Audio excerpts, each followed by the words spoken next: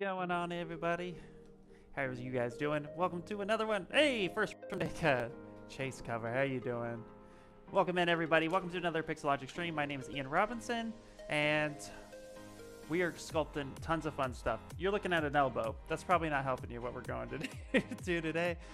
So here we are. We got the Demogorgon piece that we've been working on for a little while now. So we're actually going to be doing some really fun stuff, posing and such. Matt, Billy, hello, woo! Let's do it. Casey, what is happening? All right, so this is where we got last week. Actually, not last week. It's the week before, maybe. Anyway, I did a little bit of refinement, and I'm actually wanting to use this body as a base mesh. We built it from Z-spheres originally, which was a few streams back.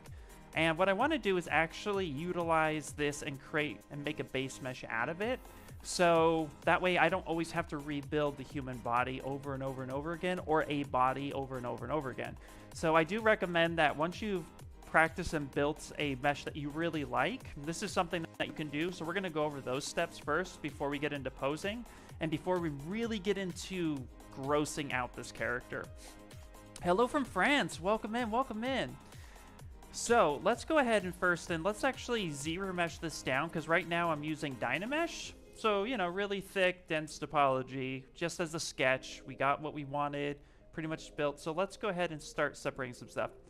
First things first, we are going to take away, because we're going to be using this as a base, what I'm going to do is actually start by masking this section off here and separating it to its own little piece. So let's quickly mask that section off, and then we'll make it like a little bit of a bone, like a bone landmark for later. And as always, too, for anybody who's new to my streams, again, my name is Ian Robinson. I am a ZBrush trainer over at Maxon, where I help teach and promote everything fun about ZBrush and all the goodies that come in, including new features and stuff as they happen through all the other stuff. So I basically am like a good one-stop shop for you to know and ask questions about ZBrush. So feel free to ask your questions during these streams, because I can help you or point you into a direction to find the answer if possible. So that's always fun, right? Yeah, so let's start this. I also do the How It's Made series, which we'll be doing another How It's Made soon. Everybody seemed to really like that the well that we did, where we ended up 3D printing. Might be a little hard to see, but we ended up 3D printing the well, and we built it here live within a few hours. And we're going to be doing more of those projects as well. So if you guys like miniatures or 3D printing stuff and want to learn how to make certain things, that is definitely a step that we are doing to do that. How's everybody doing? Everybody ready for the next Stranger Things episode dropping on Friday? If you're caught up, no spoilers. We won't spoil anything here. We're not about that. All right, let's go ahead and split hidden. So that way it's its own little mesh. So if we go here to the subtools, and we can see here we have that little bit right there. Let's rename this, and we'll call this elbow bone, because that's technically what it is. And I'm actually gonna drop that because we also have his teeth here. And then this is just literally a sphere. Let's clean this up a bit. Let's go ahead and delete that little bit. And then we have fingernails, toenails, mouth flaps. These are the original mouth flaps, the one we started from. So we actually could just go ahead and delete that now. We don't need that anymore, because I actually ended up off stream merging that stuff together. So why is there never an artist portfolio link under the video? So everything with ZBrush Live, we have over 40 some odd artists, so that would be a lot of links. So we actually allow the artists that come here, we have them, we're not allowed, that sounds terrible. We actually have the artists feel free to drop any links that they want to promote. So they're allowed to share their own portfolio, which is way easier to have that happen. So that's why.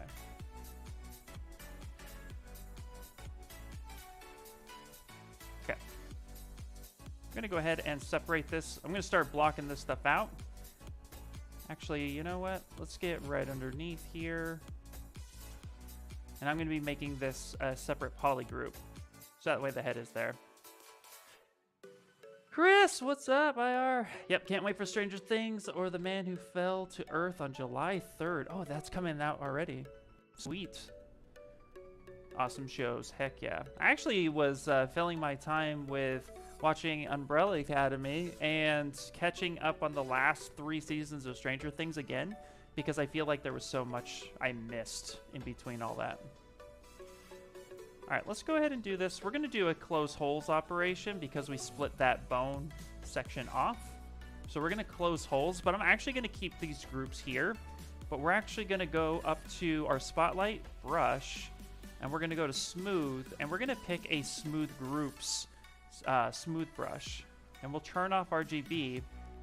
And what this will do is allow us to kind of clean up the groups as they are without really cleaning up the overall mesh. So I'm not losing a whole lot of detail there. Not that there is much. But this way I can get a cleaner topology, so when I actually do ZRemesher, it will be a lot. That'll actually keep that edge flow right there. Do I recommend starting out with Core or Pro version? That's a great question. I actually recommend starting out with Core Mini because it's 100% free, and it's the best way to just get into sculpting and see how ZBrush works because it holds the foundation for it.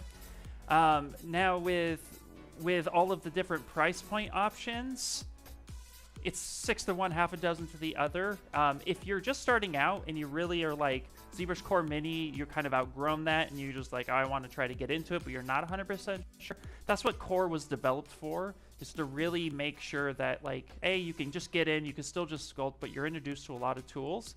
But if you're somebody trying to get into the industry, you might as well just go straight for the Pro version because that's what everybody's using, and that has a lot of features that helps with pipelines. So honestly, start with Core Mini. It's free. You could just download it, just go straight, and then play with it. That gets you started, and then after that is really just about, you know, preference and what it is you would like to do. So, Sammy, what's happening? Hello, Amy. AMI, let's see here. Make sure I'm not missing any questions. And I would like to know if there's a way to cut the mesh and close the hole, like when you use trim dynamic, but with symmetry. There's a few ways to do that. There's a few ways to do that. So you wanna cut a mesh and then close holes, like when you use trim curve but with symmetry. Well, I mean, honestly, the easiest way to cut a mesh and close the holes. And now we talk. It depends on your mesh, because if you're talking about like Dynamesh, then cutting a hole, you can use live booleans really easily. You can still use live booleans with a mesh that is ZRemesher but not subdivided. However, I guess it really just depends on what exactly the application you're trying to do, because you can't use because we get this question a lot too. You can't use knife circle and cut a hole into your mesh. That doesn't work. So I would say use live boolean to cut the mesh, and that works with symmetry. So as a quick example, like let's say I want to put a hole all the way through this guy. I'm going to go ahead and just use a cylinder for that example. And again, hopefully I'm tackling the spirit of your question. Boop. Let's say I want a hole right through them, and I want to do that symmetrically. First off, with symmetry turned on,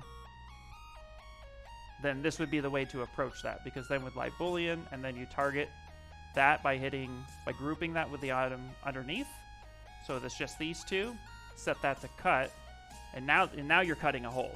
And then, of course, this is non-destructive, so you can manipulate that, scale that down, place that wherever you need within your item, and that works symmetrically.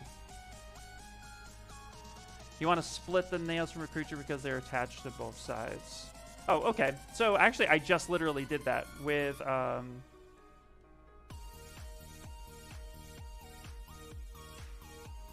So with here, I just split this off, and then I just did a close holes operation.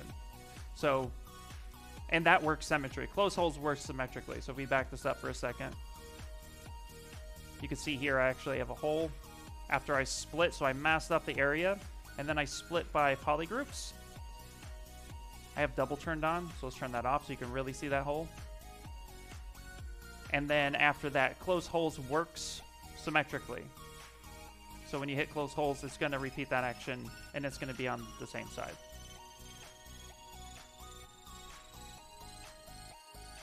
Hello, hello.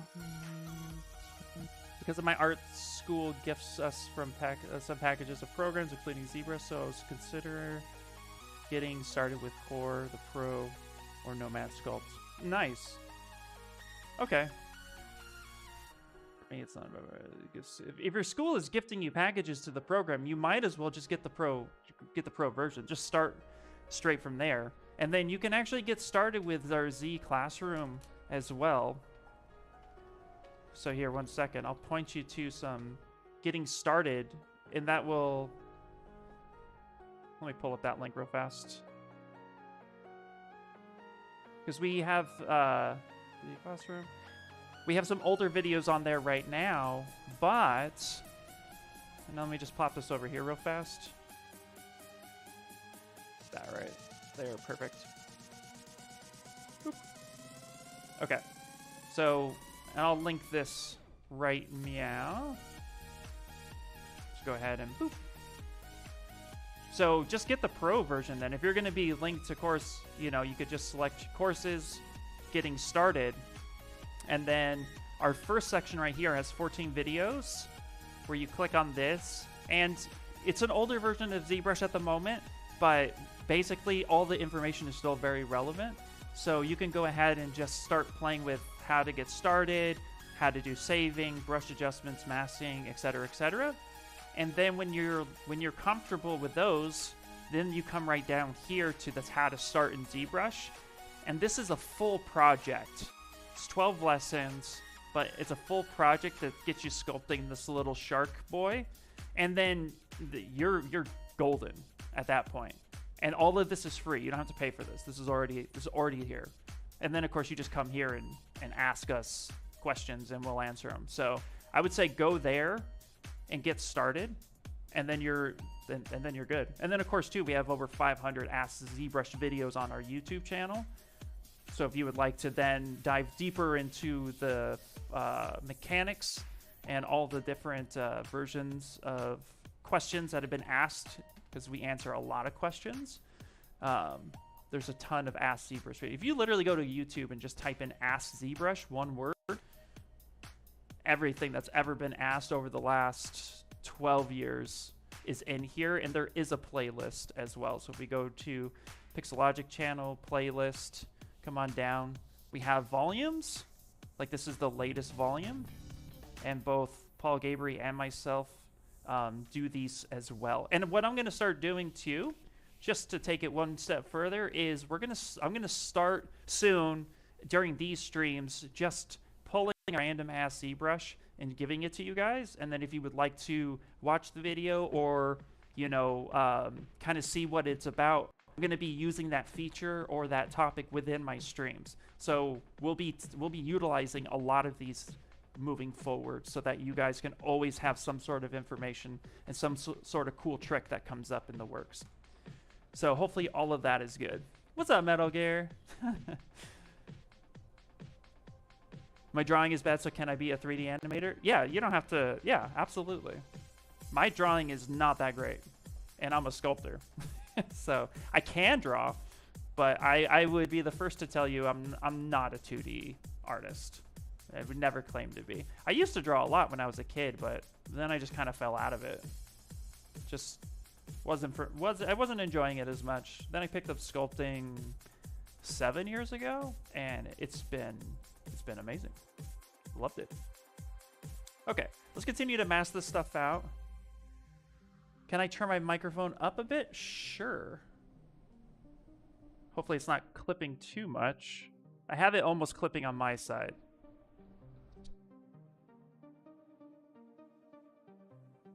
I'm too credit Ron. Thanks, man.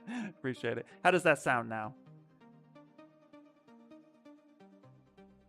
Let me check it out. Honestly, biggest drawback is the UI for me, but I will try to do the project mention. Yeah, absolutely. Do the project mention. I can tell you that I understand when you say the UI is intimidating or daunting, but I will say this: the UI in ZBrush is completely 100% customizable.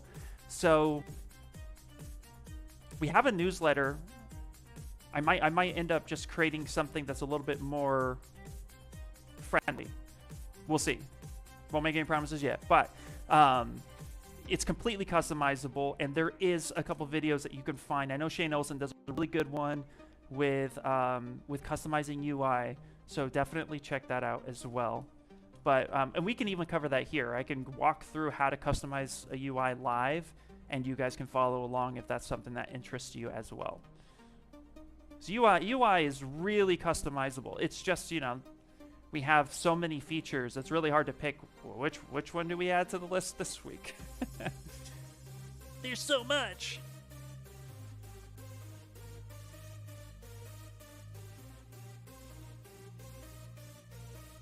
Now, I've met a lot of people who weren't so good at drawing become great animators. Yeah, absolutely.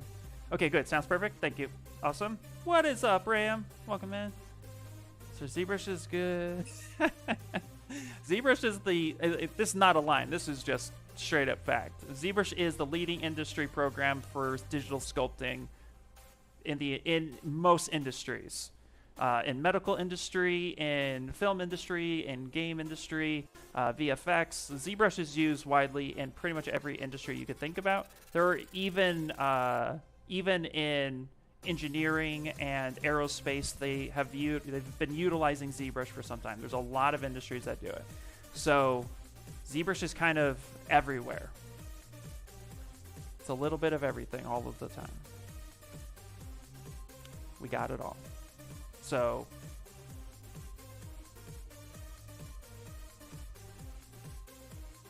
that'd be my answer. Howdy, Slowby Art. How you doing? Welcome in, welcome in, welcome in. Okay, we're gonna go ahead and I want to watch this right here because I'm breaking up. I'm really just breaking up for how the polygroup should be. Not so much for seams, but to tell ZRemesher, hey, do me a favor and follow my instructions and follow these guides. So you're going to see me break up these parts right now, but it's not necessarily about getting something that's going to have a lot of clean UVs. It's more about something that's just going to be usable for ZRemesher to then break apart the mesh the way I want it to. So I'm following some of the muscle isolations that I built in. So like kind of masking off his deltoids and kind of grouping in some of these sections just so it's a little bit easier. Actually, you know what? We're gonna go a little bit different. Quick change of plans. I'm actually gonna go underneath like such. Follow that. Maybe get some good edge loops there. Howdy, howdy.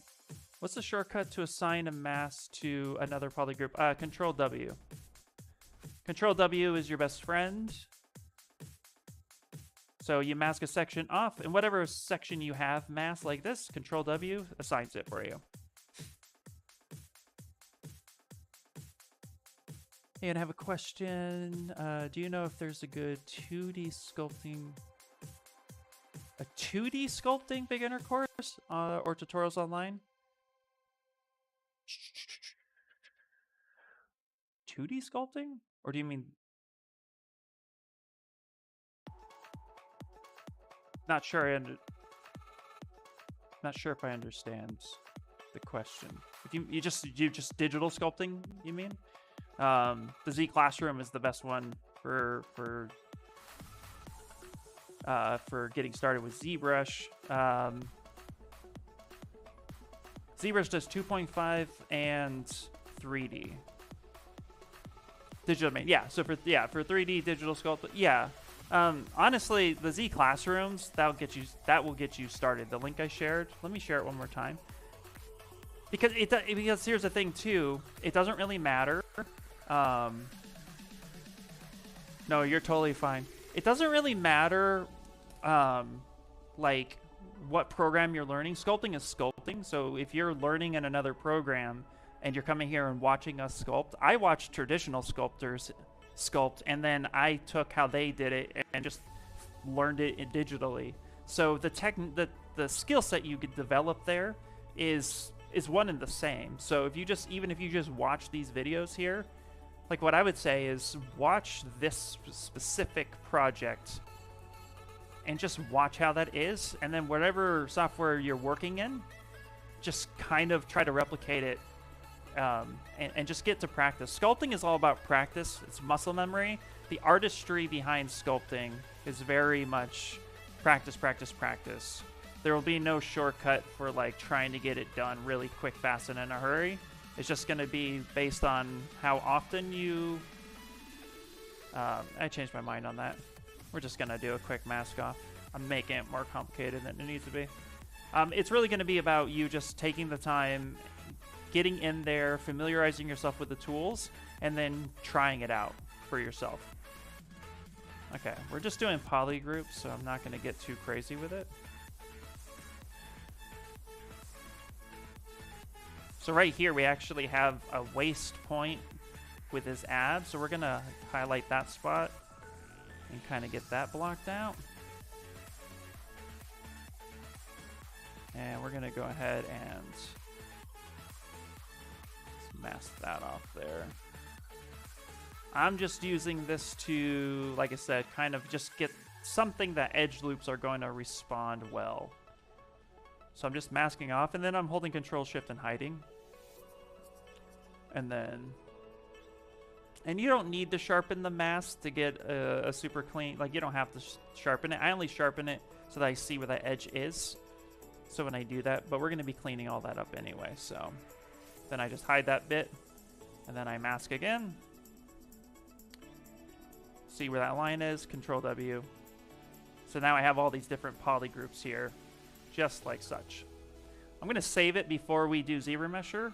So let's actually do... We're actually going to call this Demogorgon refining or refinement. Let's go refinement. Spell Ian. 01. Hey, hi, good night. Hello, hello. Is it good to watch time lapses on YouTube? Or is that a bad habit? Honestly, I'm torn with that. I recommend it as far as like just seeing what people do and how they get there. But what's cool about time lapses, but it's also bad about time lapses, when you're first starting out as an artist, it might be hard to even like understand what is happening. So you might be more confused than you are finding answers in the beginning. However, it's not a bad thing, because then you can kind of just see how somebody gets from point A to point B. You may not be able to understand or recognize exactly how they did it, but you'll have a pretty good idea. So I'd say overall it's pretty good to watch it, but in the beginning you might be more confused, and if you are, that's okay. Don't let that bother you. When I like to watch them now because A, they're just cool, fun stuff to watch. But B, a lot of times I can see where they did something, and I find myself being like, oh, that's really cool. How else can I do that? So now I look at them as like, okay, if an artist does, for example, like a top, like let's say they do a rim to a car, and they go ahead and they just use, you know, like radial symmetry, and then they use an IMM brush, and they pull in the different spheres, and then with radial symmetry, they're now like individually pulling out and adjusting each spoke. I would be like, hey, that's really cool. That's a thoughtful way of doing it. However, array mesh is really, really simple. Now I'm only building one, and I populate however many spokes I want. So in the future, I can then be like, I wanted 6 spokes. Now I want 12 spokes. You know what I mean? So now when I watch time lapses, I'm also like thinking, how would I do it? And so it's cool to see another artist process, because that's how we learn. So I do recommend them. It's just in the beginning, when you're trying to like really learn how to do something, it may not be as beneficial, but they're still cool to watch. So I do recommend them. That was a very long-winded answer too, I'm sure. What's my favorite brush from the Lightbox brush tab? There's so many interesting ones there. Honestly, my favorite brush has to be Smooth Stronger, because I deal with a lot of I deal with a lot of smoothing at high subdivision levels, and the normal smooth brush literally doesn't cut it. It really doesn't do it well. You know what I mean? So I end up doing smooth stronger. I need it. No. I forgot I had the knife circle selected. Whee! So that's one of my favorite from the top there. But while we're on the topic, my second favorite brush, honestly, has to be /2. /2 because they're really good for seams. No, not /3. /2. Let's go to slash. Boop. And then /2. Like, let's say I wanted a seam coming down the side. /2. It already gives you a nice little lip here, so I can actually work with that and get a good seam, like down some pants or something like that. So that's one of my favorite, my second favorite. But smooth stronger, ugh, it's money. I love it. Okay, we're gonna mask there instead. There we go. That's better. Is the alt smooth for smooth stronger or a stronger relax? You know what? I rarely use that brush. That's a good question. Let's play with that real quick. Because honestly, I never use it. I know a lot of people love it. But okay, let's say we have that. So let's go with a smooth brush. So real quick,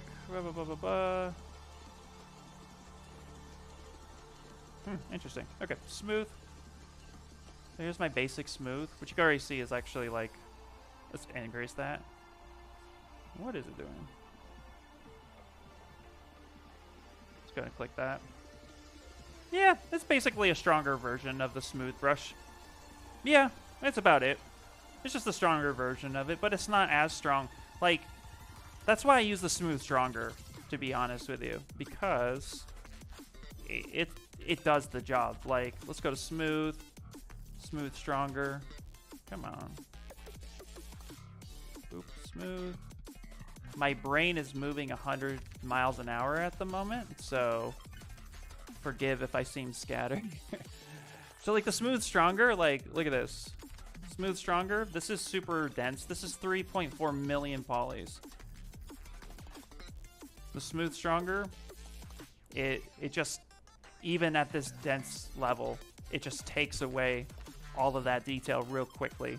So smooth alt, yeah, it's just slightly stronger than the smooth brush, as far as I can tell.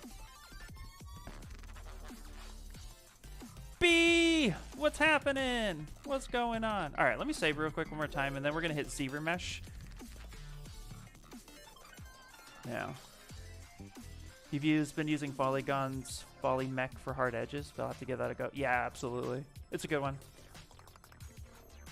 Is there a way... Hold on.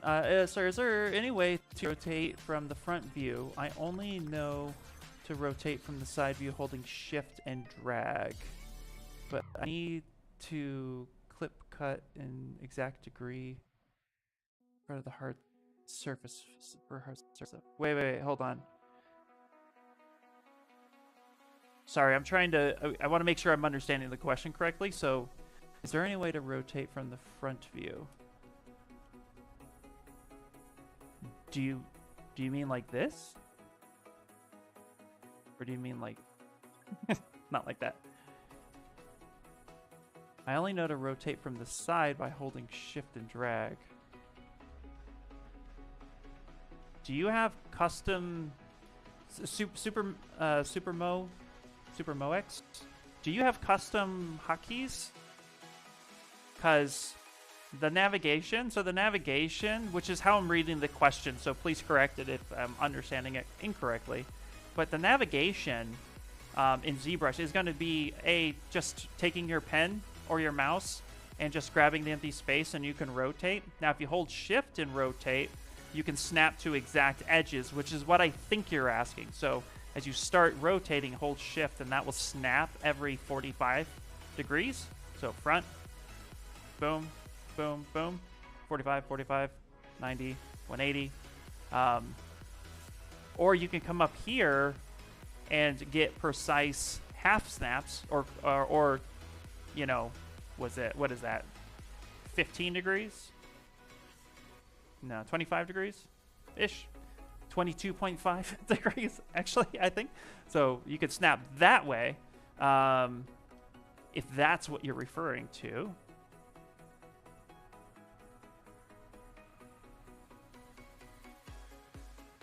Let me know. Yep. No eyes on the Demogorgon, but that's what I've been sculpting today. Cornea iris. Yeah, no, the Demogorgon. Actually, we need to open up this whole section right here. This right here, we gotta open this up. Let's turn that back on, because he has a bigger mouth. But yes, let me know if that is correct. Is there a way to roll the camera? Hold on. If you want specific lock angles, so yeah, okay, if you want specific lock angles, then yeah, that's where movie is gonna. This is how I do specific lock angles. So open up the movie tab, and then you're gonna go under timeline, and you're gonna hit show timeline. Okay. Now there are different ways to do camera work, so we're gonna cover this way because I like this one a lot easier, and I'll tell you why in a second. So you'll have your movie and then show timeline, and then what you can do is you can pick a spot. So I'm going to pick over here just in the back, right? I'm going to go all the way back here. And if I click a mark up here, that now gives me an indicator of that's the position that the viewport is always going to be facing. And then let's say I actually want to cut here. I'm going to put that in front. I'm going to hit another spot. And I'm even going to do the back, but I'm going to do the back over here on this side. I'm going to do that spot. Now, this is why I like it so much, is because the arrow keys on your keyboard allows you to just quickly hit one button or a couple buttons, and then you can trigger back and forth. So let's say I'm here, I'm like, this is the final render. This is how I want to render it, but I need to still sculpt. So I'm going to come in here, and I'm going to start sculpting. Boom, boom, boom, boom, boom, I'm sculpting. Okay, cool. Now I can quickly just hit that arrow key and get that set up. Sculpt a little bit more. Hit the arrow keys. I hit another button, but you know what I'm saying? So that's what I would do. That's one way to do it. The other way to do it is actually just setting a camera. So if you would like to, also too, real quick, up here at the top, to get rid of these markers, just hold Control and drag them off, and that deletes them. So that's the other way to do that. And then if you wanted to just set a camera, then you would actually have to do that here under the draw palette. So if you go to the draw, let's actually stick that here on the side. Bloop. And then what you would need to do is find your position. So say right about here. And then you're going to store your camera. And then universal perspective must be turned on, so you have to use perspective, which is actually why I don't use it. So turn on perspective. And then I'm actually going to set that to 85 millimeter, because 85 millimeter is pretty close to a lot of other softwares that use perspective. What am I on? Oh, okay. Anyway, and then after that, then you can store your cam. And then you can name it. So we can call this side render, right? And then you can just come here with the arrow keys.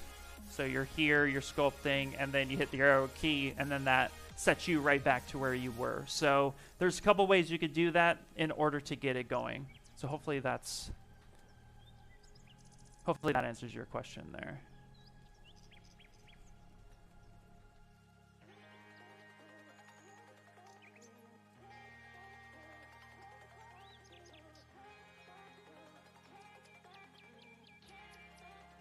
Yeah, if you're dragging, so AL, if you're dragging and then you hold shift, that snaps. If you let go of shift, that just continues to naturally rotate. The UI is set up to just grab the empty space and start moving, or right click the empty space, or right click even on the model itself. Holding shift is just going to snap.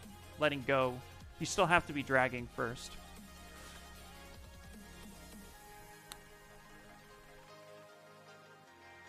Yes, that is correct. You're going to use the access rotation increments and transform menu. Yep. Nice, nice. Hold shift and mouse pen button at the same time. Release shift. Drag only works from side to side.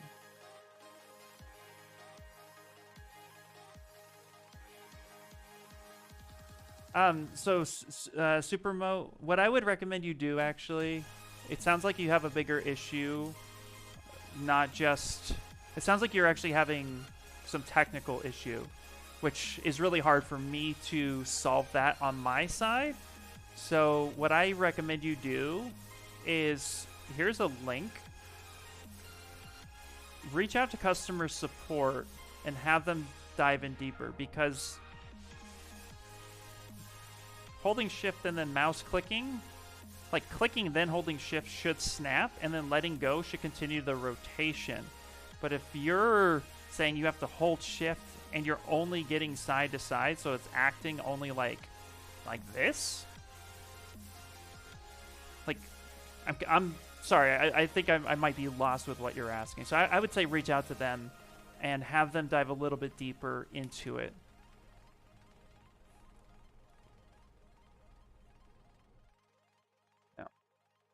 Hey, what's up, Sloto? Okay. What time is it? Oh my goodness. All right. Let me finish this thought here real quick. So we have this setup right here. Let's actually go down to deformation, and we're going to go to polish by groups. So we have smooth groups. Well, we had smooth groups turned on. Let me go back to that. Open this up, smooth groups.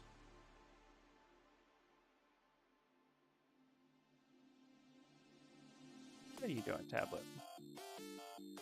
There we go, smooth groups. I'm gonna go ahead and kind of close that down for a second. Let's pop this here. I have symmetry turned on. So we're gonna go ahead and start smoothing. Oh, interesting.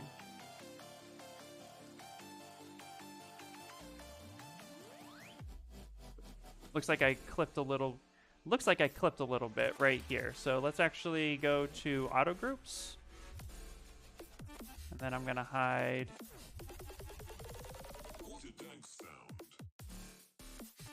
Gonna hide all this real quick. Touch. Hide that.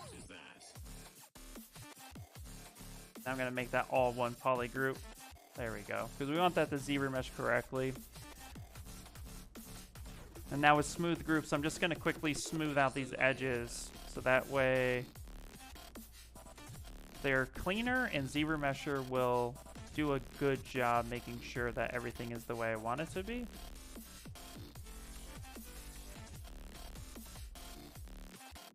Let's get rid of this right here, just a little bit right here. Little bits. Make that something different.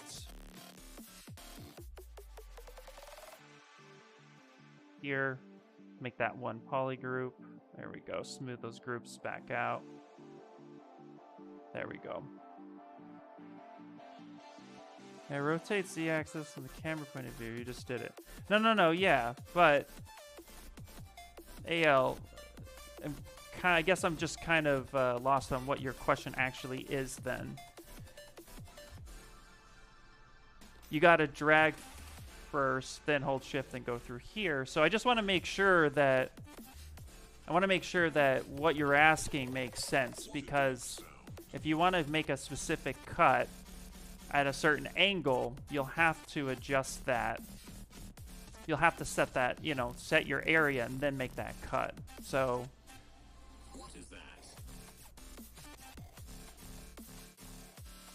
maybe I just misunderstood what you're asking, is my point.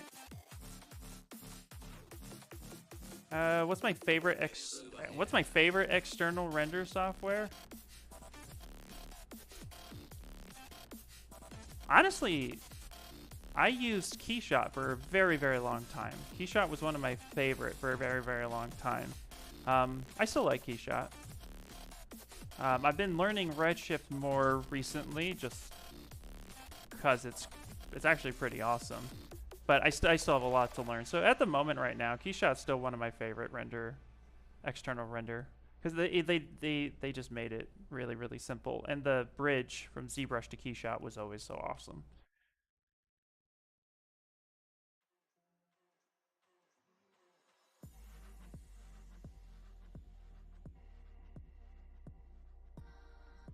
No, it's not the technical issue. It's not about Snap either. Probably you don't use that often. Maybe. I use Keyshot now. It's great, but I really need to get better at custom lighting. You know, if you want to get better at lighting for rendering, and I'm not joking, just look up how photographers set up lighting, and then mimic that exact technique, because it's not that much different. There are key features with how light reacts in the software versus real light, but at the same time, they're using the same methods: 3-point lighting, 2-point lighting, rim lights, key lights, fill lights, using barns. Like, all of that lingo is exactly the same.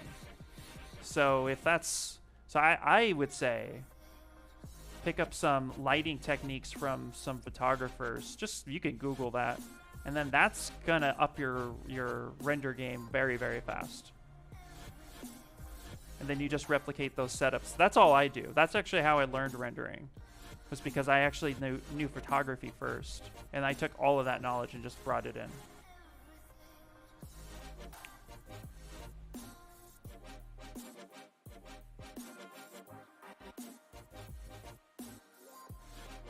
I really need to get better at that.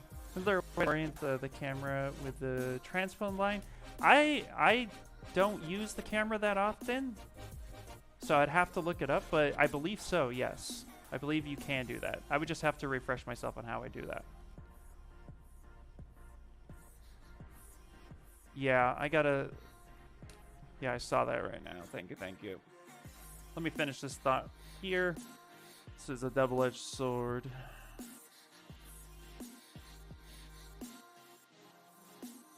Okay, alright, they gave me some features. Let's see if that works. You might still see it on YouTube side, though.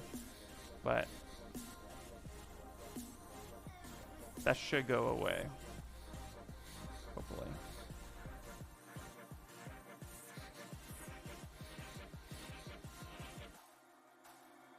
Thanks, B, by the way. Interesting. I've been messing with 3-point lighting, but I really want to make some full scenes with its own light source and whatnot. No, absolutely, yeah. And that's what I mean. There'll be subtle differences. Like you'll end up learning then how to like create dome and bounce lights to then set that scene. But like once you get light theory understood really, really well, that's when you'll actually have. That's when, like, you can really just up everything you know about it. It's really cool.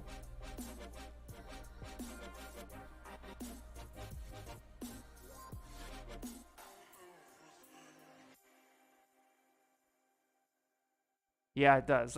Absolutely. Yeah, because now what you're doing is you're thinking about how the light is going to interact with every object. So yeah, you're right. Once you create a character, it's like, oh, you can just focus on that character. You can light that character well. But then when you get a scene happening, and that's where light theory really comes into play, because then I'm actually going to select rec because I'm grabbing random stuff.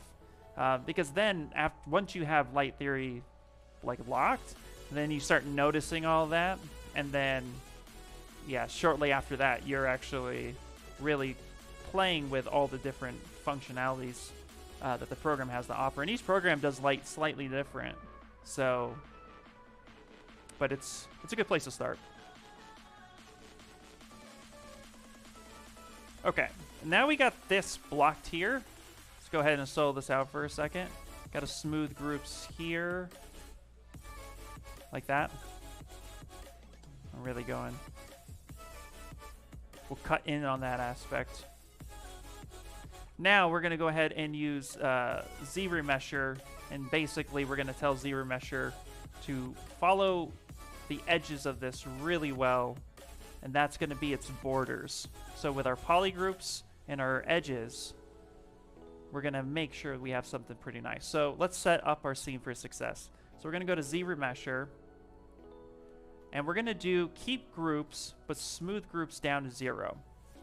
And then keep creases. Now we don't have anything creased, so if we want to crease something, go to crease by polygroups, which I do recommend doing because it's just another barrier for ZBrush to detect. When you hit ZRemesh, it's going to detect all the different functions that you've selected and see if it actually makes sense to stitch it that way. So I tend to give it a crease as one barrier and then polygroups as a second barrier, which allows ZRemesher to then properly add the loops the way we want them to go. So set crease there, ZRemesh, and then I'm going to start. This is the 3.5 million character with Dynamesh. So I'm actually going to start at like 15 target polygon count, which will be roughly around 15,000. And then I'll leave adapt off. But we have symmetry turned on because our character is fully symmetrical. And we're going to go ahead and hit ZRemesh, and let's see what we got.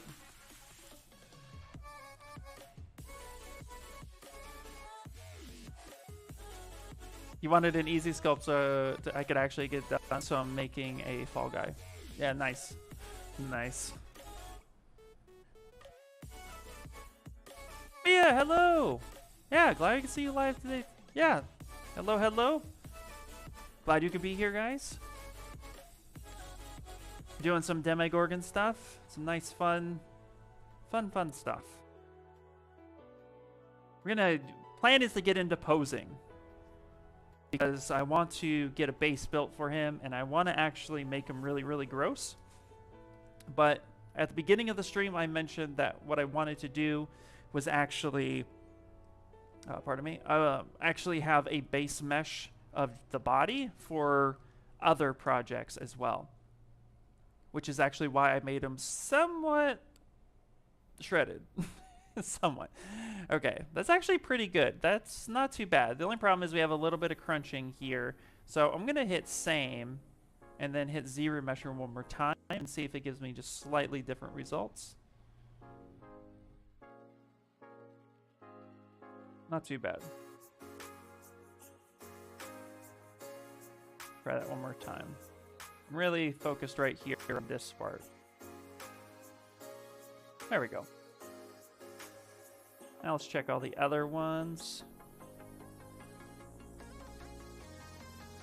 That's okay. We could fix that. I could fix that manually. I'm not really worried about that, actually. We could fix that manually. Let's check everywhere else. We can also run it one more time just to make sure. Yeah, let's run it one more time. And actually what I'm going to do, I'm actually going to just pick half. Let's see what we got. It's going to go a little bit lower. And that's still kind of crunchy funky. Yeah, okay. So it's just a bit. So actually I'm going to back it up a little bit. And we're going to try to use some ZRemesher guides. So to let the topology now. Actually, let's go on this side. Say we want those edge loops to go that way. Ooh, that is gross. You know what? I think that's just too low. So let's actually go back, just rewind it. I said 15, so let's start a little higher. Let's go 25. Yo, hey, how you doing? Welcome, welcome. Doing some ZRemesher, getting some stuff happening.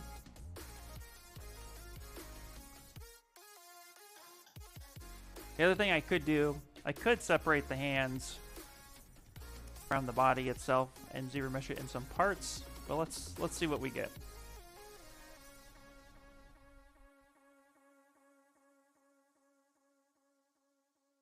This is more of the technical stuff that isn't always fun.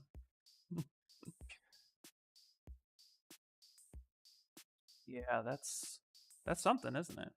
Okay, let's troubleshoot that. So what I'm going to do actually is, I think I'm telling ZRemesher to do too much, and that's okay. So let's actually propagate that into one poly group.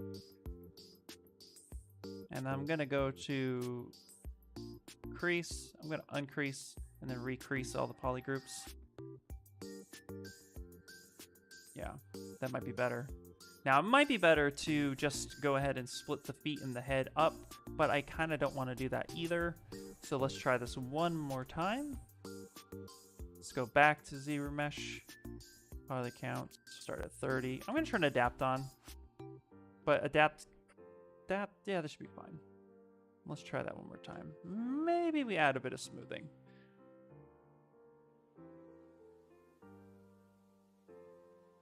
Yeah, they come back every time. Long time to say. So with this new schedule, it's a bit difficult to see you because I'm working, but I always watch the replays. Oh, nice. Yeah, this is my new time, and yeah, I understand that for sure. But feel free to, if you do watch the replays, and you have a question or a comment, feel free to engage with that because we look at that stuff too.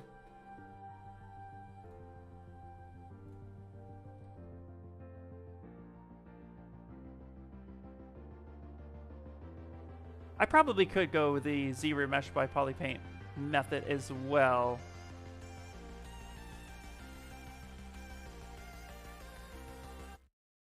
The hands just seem to be breaking. So actually, I'm thinking about inspecting my mesh here in a second to see if my mesh is actually an issue.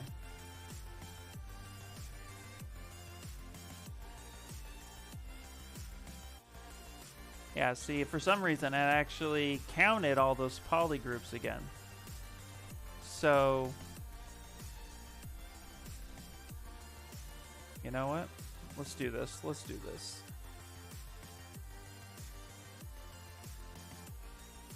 Okay, let's try something. Let's go here. Let's go uncrease everything. Okay. A bit of troubleshooting. Which actually I think is good for everybody to watch too, because a lot of times it's just kind of figuring out what's going on. And sometimes even with Dynamesh, you'll get random holes and stuff. So a lot of times if I'm feeling like my mesh is breaking like that, what I'll do is I'll run a mesh integrity, and then I'll do a fix mesh. And then I'll go to modify topology, and I'll just hit close holes, weld points. Check it one more time. That should be fine. Run a fix anyway, because sometimes it's just you can tell ZRemesh to do too much. Let's actually turn creases off, and let's see if we get a different result. Let's see if we get a different result. Yeah, those friggin' bots. Have I ever gotten an art block, like not knowing what to do sometimes? Honestly, happens to me all the time. Happens to me all the time. What happens to me is a lot of times I will think about wanting to do something, especially with like quote a new project, right? So I will think like, what do I want to do? I'll make a list of everything I want to do, and then when I'm looking for reference, I sometimes convince myself that I am not going to or cannot do that thing that I want to do, and that's ridiculous. Oh, you know what? I made a crucial mistake here. Let's do the same. Let's go back here. 20. Let's try it one more time. So yeah, it happens a lot actually. And a lot of times how I get out of that is I just force myself to do the thing I put on the list previous. So if I want to build a tank, I'm just going to start blocking it out. I've also started just blocking stuff out. And then if I'm not feeling it, I throw it out. But it gets the creative juices flowing, so to speak. Yeah. Yeah, it happens a lot. it's okay too that that happens. Don't try not to let that get to you too much, because at the end of the day, we're just human. We're just people. There we go. There we go. Well, that was easy. Yeah, so looking at what just happened, you got to look at the fact that there might have been a hole, or there might have been a inverted normal somewhere, a flipped normal that was causing issue, or a colliding normal that was causing issue. So now we have something that's a lot more usable. I mean, I'm not going for perfect mesh, right? I'm just going for something that I can use so that when I go to detail this guy, it's giving me a lot cleaner result. And that's a lot better. There we go. That's good. Okay, now I'm gonna back up real fast to this point right here. I'm gonna control tap the spot in history and move forward. So we're gonna bring some of that detail back. So now I'm gonna go ahead and subdivide a few times. Let's just check the feet real fast. Let's check the feet real fast. Yeah, feet looks good. Okay, so we're gonna subdivide a few times. So I'm gonna subdivide up to level 4, which will put me back around the same, like 3.3 mil. And then we're gonna go ahead and project history and say, yep, project it, and that will give us all that detail that we had on the Dynamesh version back. And then I'm gonna save out base mesh for just the body. And then from there, we're gonna start moving into posing and then refining detail, like really start detailing.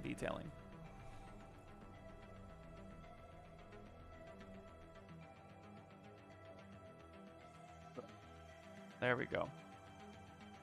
So all that's back. Now we can step down by using Shift D, or step up by using D. And this is quote this will be the final body mesh at this point for what we need to do. It's low enough to get what I need.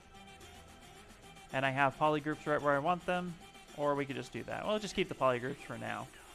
When I go to do UVs, I'll do that in another way. Let's go ahead and save this now. Yeah, refinement 1, perfect. And then now saving a base mesh, I'm gonna hold Control-Shift-D, which will duplicate. Just gonna hit, solo is already activated. Now I'm just gonna start selecting the body itself. This is what I want to save as the base mesh. The halves for next time. So I'll just manipulate. So we'll go ahead and delete hidden. And then I'm actually going to go ahead and just delete higher. So I just have this guy right here. And then what we can do real fast. Take all this. Mask that. Soften it. And then let's just go ahead and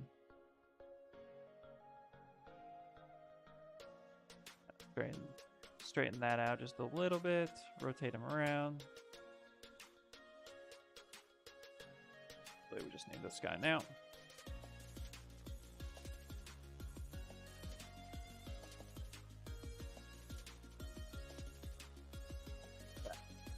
So something like that. And then I'm actually going to go ahead and I'm just going to clone that so it's all by itself. I'm going to send it to 0, 0, 0, world center. There we go. And now let's go ahead and save this out, and we'll call this just a male body mesh. And then whatever project I want to do next, if it's a male character or I just need a body figure, I'll have that for next time. And now I just go to delete all, which will delete that guy, and then we'll move right back to here. And then we can just delete this. All right. Now we can start figuring out a pose, which will be good. So he's ZRemeshed. Let's get a pose going. I'm thinking about a lunging pose. Something that's going to be kind of gross. So let's create a basic base mesh. Something to interact with. So let's get our cylinder up here. We're going to go to edge loop and delete loops. And what delete loops will do is delete all the unimportant edge loops that don't support or make the shape for what it is. So if I hit delete loops, it's going to delete all of those internal loops that didn't matter. And now we can have something like this. scale this up. Let's actually turn perspective off. I'm gonna scale this up a bit.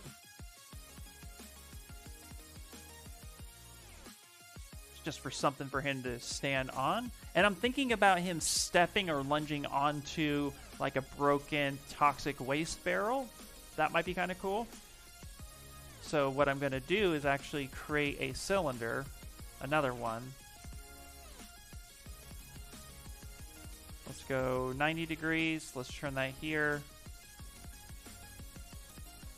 Let's actually set that like right in front of him. And that will help us kind of see what's going to happen when we put his there. We'll at least get the idea of the pose. What we could even do, if we wanted to, let's go to one of our visible sets here. We have visibility sets, for those of you who don't know. Here at the very top, we are allowed to pick, it's basically a subfolder. We could pick another folder and say, I want this guy right here.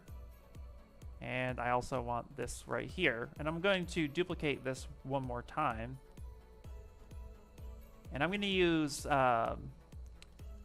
cloth dynamics to basically collide, use this to collide into this mesh here. So let's actually go to dynamics. I'm going to set that up on the side right there. And then let's actually do collision volume. And then if I just do BT for transpose cloth, I can then get a mesh that collides, right? So I can almost get like kind of an empty beer can type thing. So here, do that one more time, we'll recalculate. And then I'm basically going to just bring this up. And that's gonna collide with that mesh. And then I'm gonna take this guy right here. Let's go back to our normal transpose tool for a second. I'm gonna set that down here, a little bit smaller. Actually, let's duplicate this so it's like that. Come back here, and now I'm going to go ahead and recalculate the scene. And now with the transpose cloth one more time, get a little bit of a crush like that. Let's go back to normal transpose, turn collision volume off because we're done with that. Come here, literally just delete this. Come on down and set that here. Now, we could just have that run into that. This is just a thing to kind of do a placeholder. So I'm just going to kind of collide that in there. And just we'll call this a crushed can placeholder. What kind of sorcery is this? It's just cloth dynamics. If you need me to, I can run through it one more time. If you'd like me to go over that one more time. But now we go back to our visible set number 1, and now I have this thing here. And we can actually blow that barrel up just a little bit more. And that's our placeholder. But yeah, basically, dynamics. And we have this button here, collision volume. And what's really cool about collision volume is it's going to isolate everything that's visible within the viewport. So by turning on collision volume, what it's doing is basically seeing the monster and the base and the barrel, and it's saying, hey, there is things here. Now, when you interact with this correctly by using transposed cloth or running the simulation, it's going to keep that in mind. And it's actually going to give me an inflate value of 1 by default. So when I was crushing the can, there was actually space between the object that was being used to crush it as well as, you know, the object itself. But you can change that. And then if you change, now here's the cool thing. Let's turn this off. Let me just come over here to the cylinder real fast and show something that's really cool about it and how it works. But we're going to go ahead and we're just going to append a plane 3D.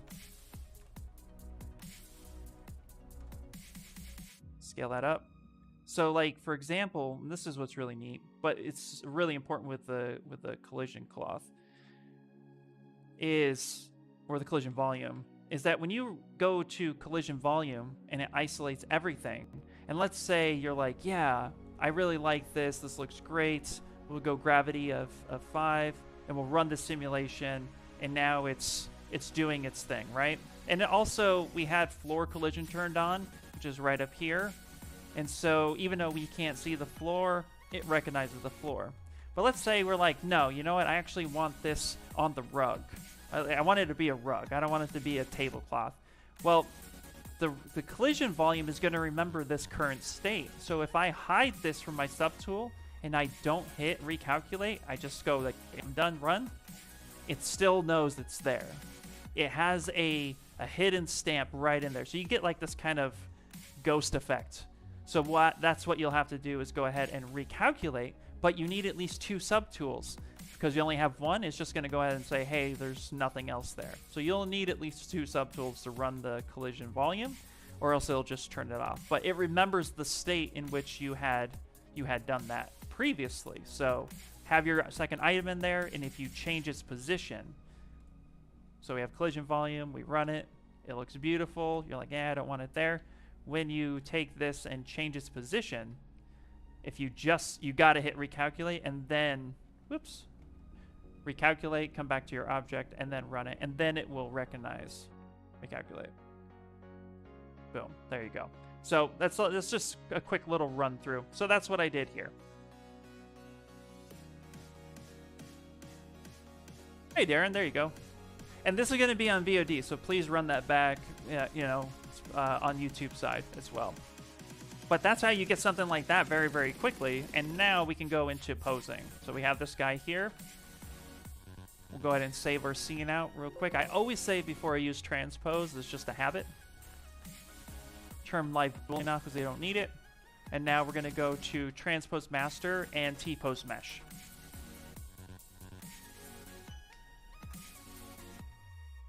Do I use any other software to make low poly by hand? For retopo, not some. I've done retopology in ZBrush for production. No lie, I absolutely have, and it works fine because you can use Z-spheres to do retopo. But yes, I've used other software as well.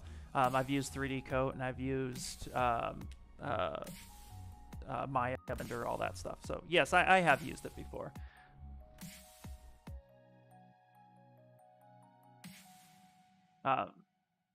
So yeah, all right, let's go. Let's get a pose. Let's do it. That's the goal today. That's the goal. All right, so what we're gonna do, what I want him to do, my idea here with him. Okay, so I'm actually gonna, let me hide this right here. My idea with him is that he's gonna be lunging kind of forward and almost like a power stance, almost like a call, like he's yelling. In fact, this is from the show season 1 when he comes in and he flexes against L and he's like, hey, I'm here to eat you because you've angered me. So that's the pose I'm thinking about going. So that's what we're going to be working on. So I like to lead with the hips before I do anything else. So we're gonna put that right about there.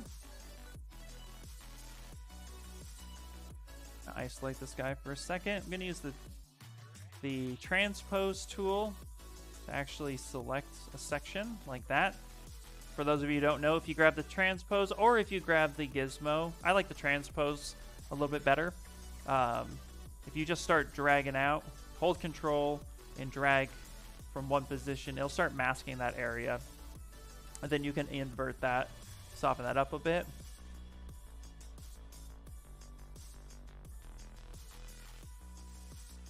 That section off there.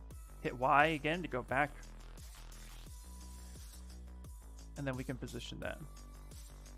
I've been using ZBrush for about 7 years, going on 8 years. And I've been teaching ZBrush I've been teaching ZBrush more voluntarily for the last 2 years. Yeah.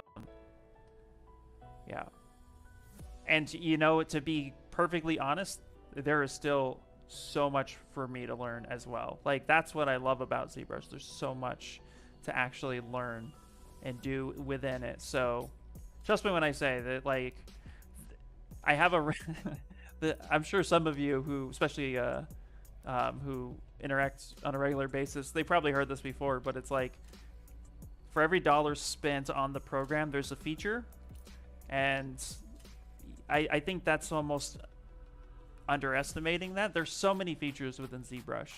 There's so many ways to do something that it's amazing. So even I'm still going through and learning more and more about the software and ways I can even improve my own workflow.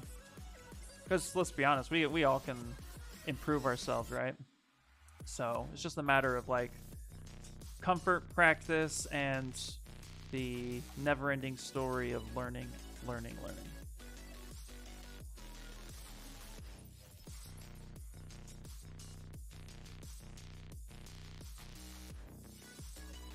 Now, here's something I'm going to say, just so you guys hear it from me. Break your mesh. When you're posing, feel free to break your mesh. Do not get super worried about this collision here. You're going to have to rework it anyway. So it's okay that your mesh gets a little funky, that it collides a certain way.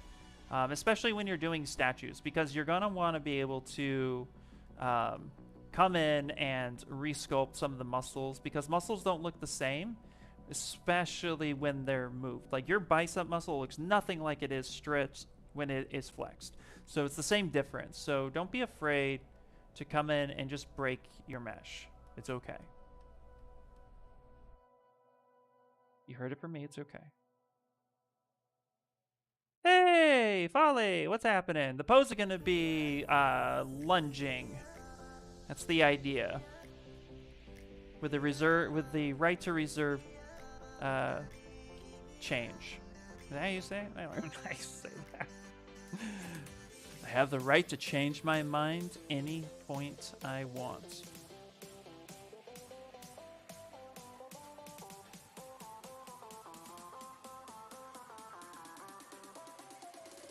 Awkward moments for Demogorgon.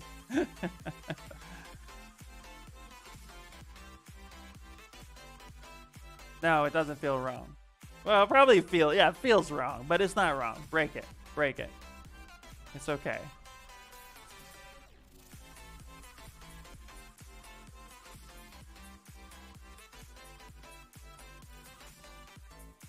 Gonna hold control and mask this section up.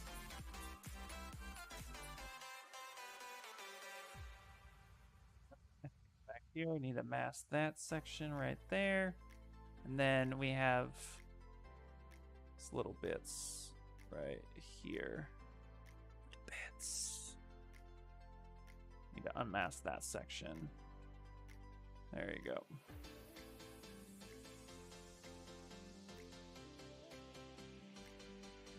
Put in here. Like to work with the. Let's soften that. Yeah.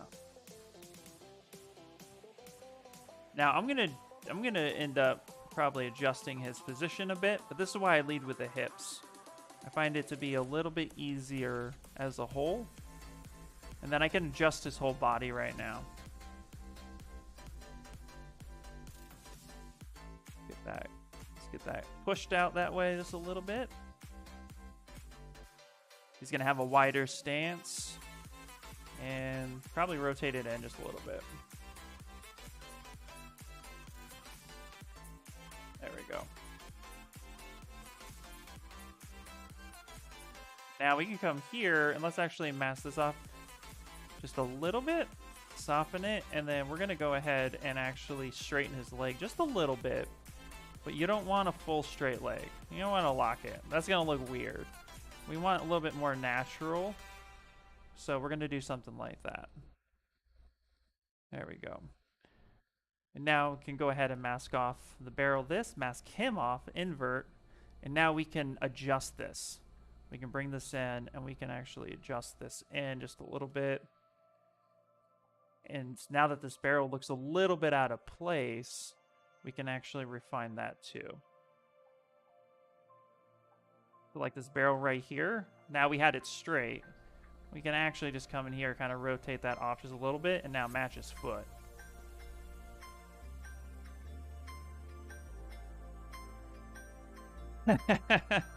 There you go, yeah. Going in for that deep stretch. Oh yeah. Do I 3D print my work? Yes, absolutely. Absolutely. Actually, I come from the toy world. Before I started working at Maxon, I came from the toy world. I was actually, before here, I was working at Funko. So yeah, big in the 3D printing stuff. A lot of the stuff I do is for 3D printing. So, and there's a whole technical workflow for that, of course. So, there you go. Whew. That booty pose. All right. But we're gonna have, we're not gonna have a straight ground. Like, we're gonna put like texture and dirt in that too. Like, I think this is gonna be an outside scene, so yeah, we're okay with this being the way it is. So put that in. Hit that a little bit more. And we might have a couple barrels and some random mud and toxic waste, which will be kind of cool. Okay, now I'm going to go ahead. Same thing, hold control. I'm going to mask off his waist. I'm going to soften that.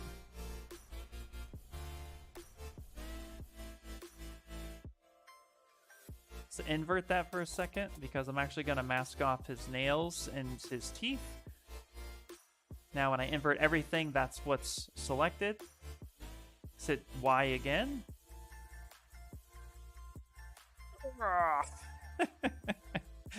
Break my back. Hey, Leonard, how you doing?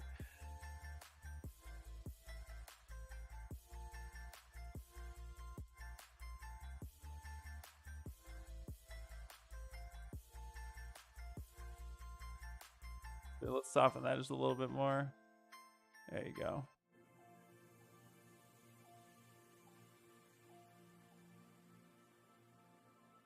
Never mind, I need to do that and fix my posture for a moment. There you go, yeah.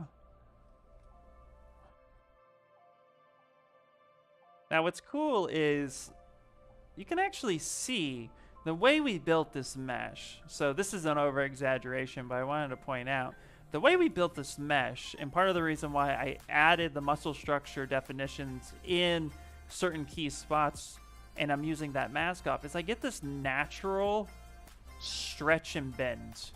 So this really helps me see how the anatomy is moving, and it just feels a little bit more realistic. Because when you bend over like that, you're gonna get your rib cage and your lats and your hips all crushing, and the other side is gonna be stretching. So it's helpful to have something like that just a little bit. So when you're posing that, your characters, try to keep that in mind a little bit, like, oh, you know, this is actually going to be the thing that is happening here. So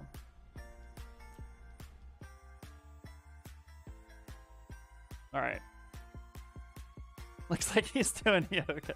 Very therapeutic. Absolutely. And a 1, and a 2, and a 1, and a 2.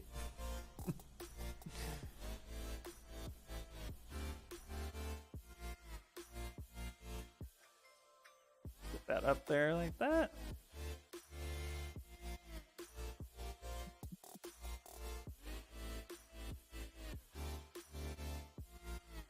Let's get that shoulder movement here. All right, make sure his nails are masked off correctly. Now this is the part that really breaks. Like, this breaks almost all the time. Ooh. Oh, especially that. Whoops, I had too much masked off. Let's try that one more time. Here we go. Come in here. Come in here. There we go. Mask off that bad boy and his nails. I had his other nails masked as well. Okay.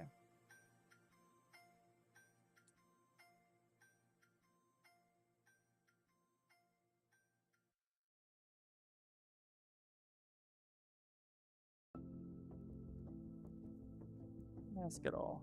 Mask it all. Okay. Let's try this one more time. Perfect.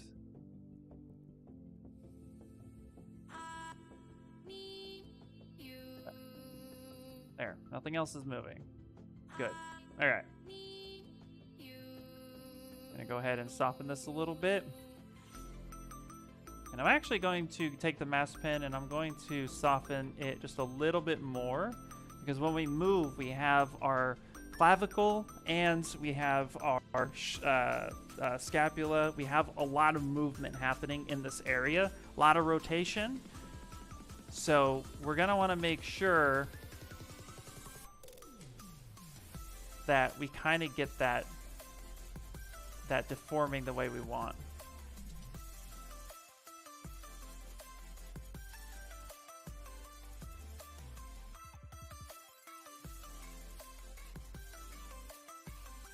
Yeah, and it's still gonna break, so we need to fix it, but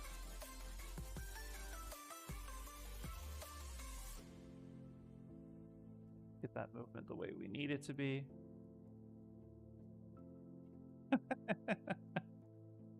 I would be screaming, why are you doing the thing? Yeah. Just lots of practice.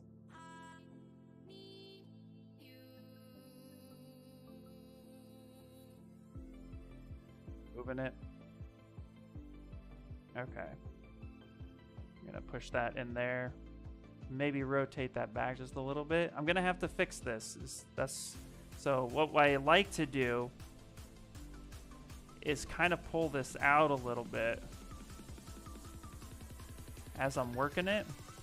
Because again, I'm not afraid to put in the detail afterwards. It's working asymmetrically is gonna help this look a lot better. Let's clear that mask. Let's go ahead and mask this points off. I'm actually gonna remove that and mask just here.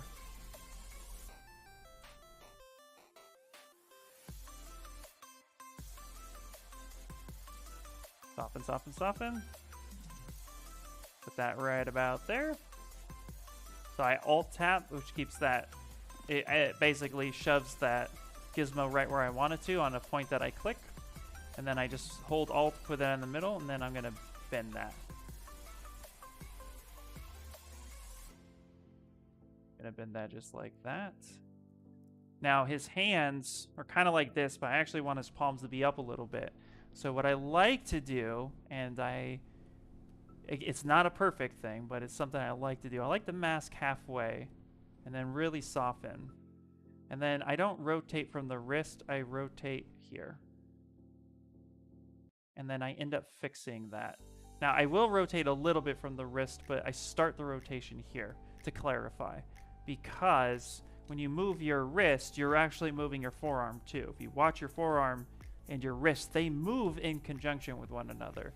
You can't move one really without the other one happening. So I start the rotation there, and then I mask off from this point, soften it further, and then I start to rotate that the rest of the way, and then I go in sculpturally and I'll end up fixing it. So it's a two-part process. Rotate the whole thing from this point first, and then soften it from like something like that. And that'll help you get a little bit closer to it.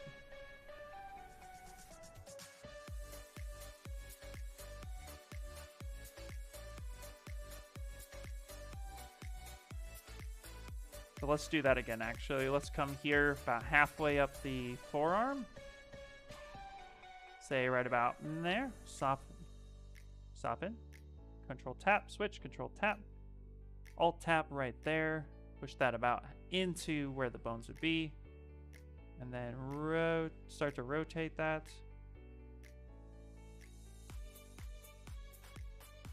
If you have to. Then mask off the rest. Soften, soften, soften. Tap right there.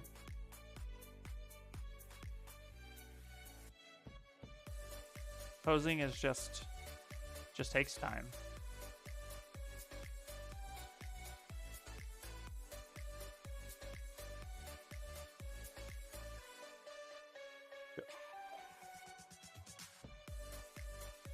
Cat is locked outside and it's 5 a.m. Everyone is asleep. What do I do? Oh, wait. Your cat stepped outside before 7 in the middle of winter. No! Put food out. Put food out for your cat. Try to see if your cat's hungry. That might be the way to do it. Just a thought.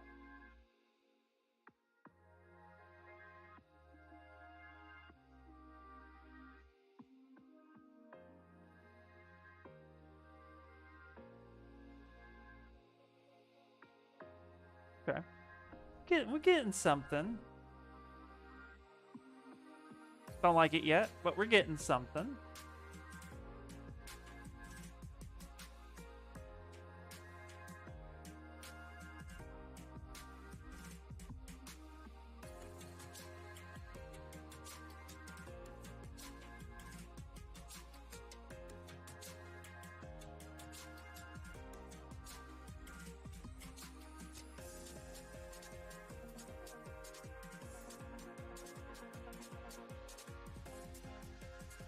Oh, you know what? Ooh, okay.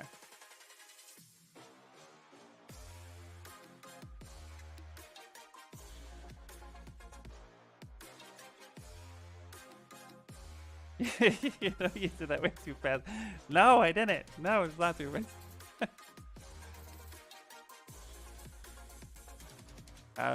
Well, it's a rinse and repeat method. You got it.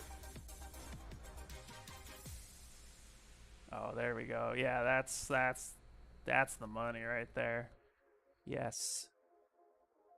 We'll have his mouth really open. He's still too human, so we're going to be changing that when we start getting to the details. There we go. So almost 1:30. I go until 2, so I'm usually on for just a couple hours. But so I'm trying to get this working the way I think it should be. His bicep needs to be pulled up a little bit more. Because again, now he's flexing. This bicep wouldn't be as pulled up unless he was trying to flex it, which he's a monster. He doesn't care. There we go. All right. Yeah, that's pretty cool. Okay. Ah! Sorry, mouse freak out. Okay. That's pretty cool. I'm liking that for now. Let's see here. Let's actually...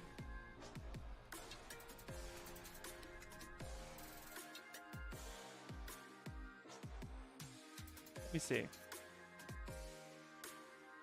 Right on his belly. Push that in a little bit. Let's push it further.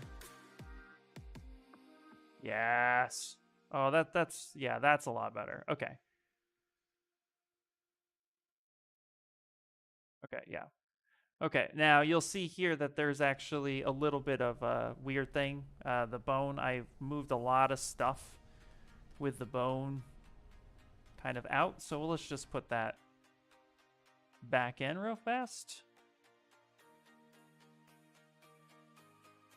Just move that. So it looks like that. That happens sometimes. You just forget to catch something. You just finished season 4? Nice. Without any spoilers, are you ready for Friday? Because you just finished season 4, but more is coming. I'm super excited. For the first time, Netflix has finally done something like this, where they gave us a good enough episodes and made us think about it that I can really think of. I mean, maybe they've done it with another show, but this is the first show that I've seen that they have done that to, and I think they should do this from now on. Like, maybe you don't have to drop one at a time, but yeah, drop like 2 or 3. Just do it. Like, I don't know, because we're all talking about it now, and I think that's what's awesome.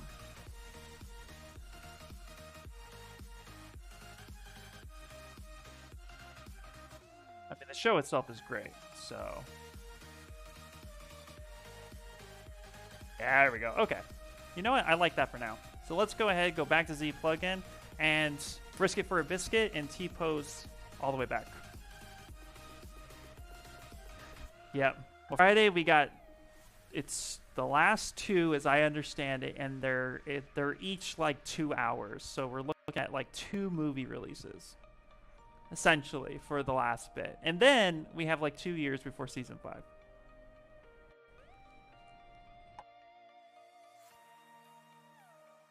All right.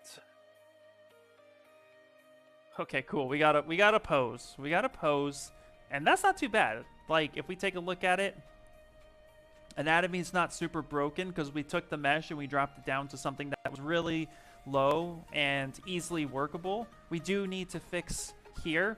Now I'm going to try something real quick. Let's go up here.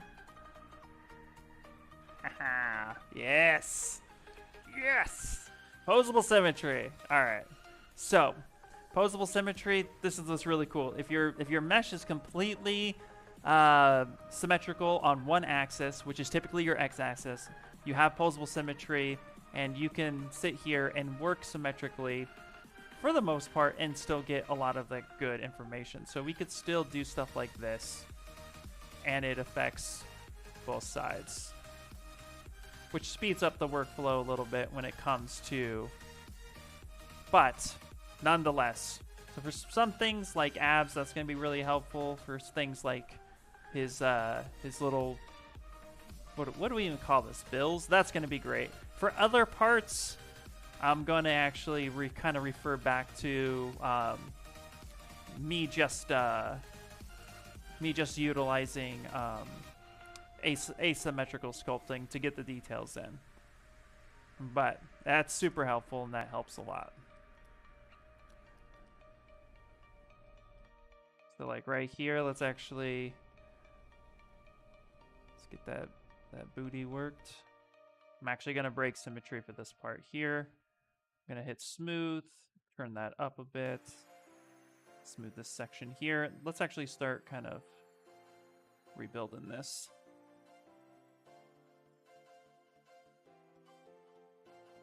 A little bit. And we are going to go semi kind of grotesque with the texturing and stuff, so let's actually make some big changes here real quick.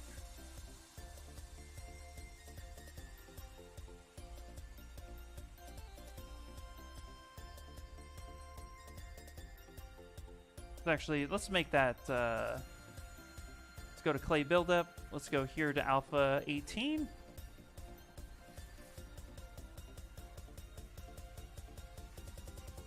Alpha 18 is one of the coolest alphas I like to utilize, especially when it comes for utilizing or getting that muscle-y look. So right here, let's get the move brush, step down. Kind of move some of this mesh around so that it fits a bit better.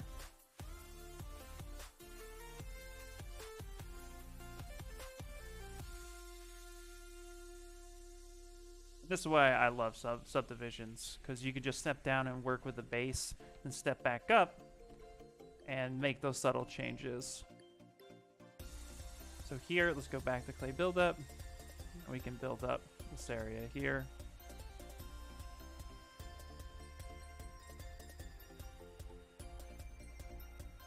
Okay.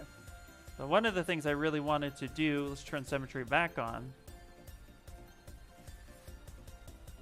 I actually wanted to make him a little more gaunt. And this is where we get to have a lot of fun. Especially with monsters. They don't have to look realistic at all, right? So they just have to fit within some realism. So we got the realism shape. Now we can, like, this creature doesn't have the traditional stomach like you and I do. But the base is grounded in reality, so let's go nuts. Let's give it a worse rib cage. Let's start diving in and hitting things a little bit harder. And with posable symmetry on, we can do this pretty quickly, and then we can refine it after the fact.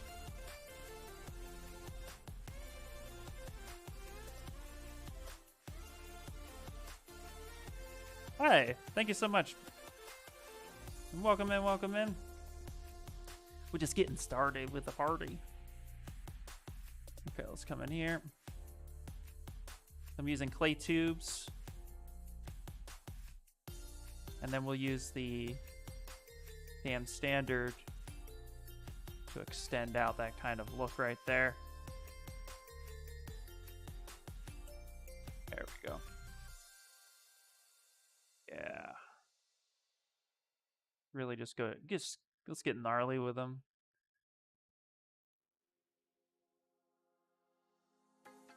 I haven't saved it. Let me go to save real quick. I just realized that, so let me go. This is refinement number 2.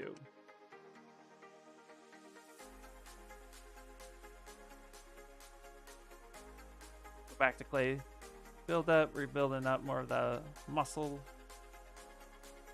or fleshy bits there.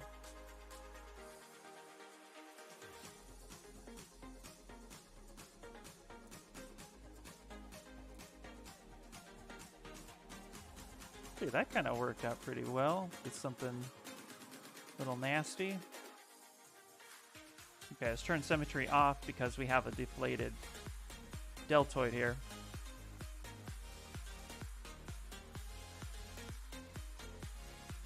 Now with that clay buildup, let's drop the focal shift down. Step up. Get some stretching here.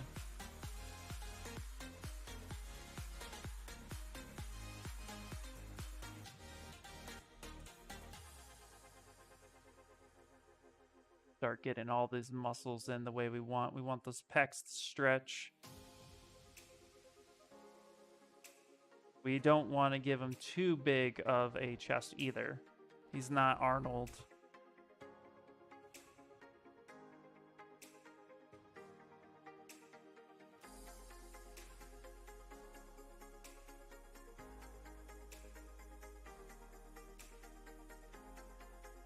Go, there we go. So now we're just gonna be refining this. We're just gonna be building up sections. And especially at this point now, smoothing is like almost not an option, but the brush is giving me some really cool defining little, like kind of that serratus look.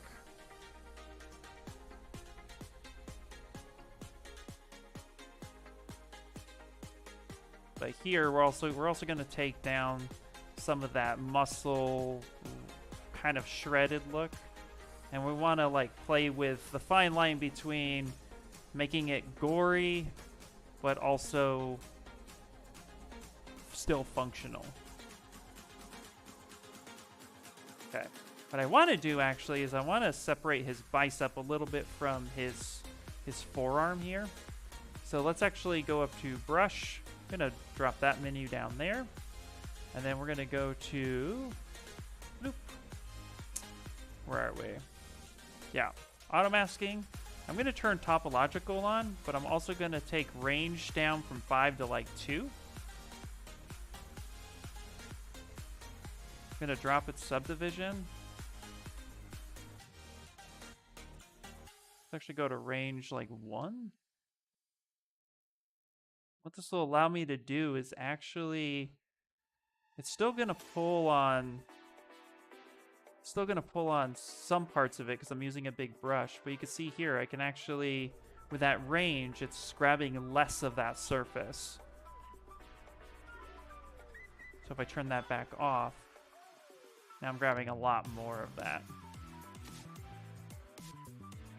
But now I can get that bicep kind of separated, and now I can work with that. Now that's off, and that crushing isn't happening.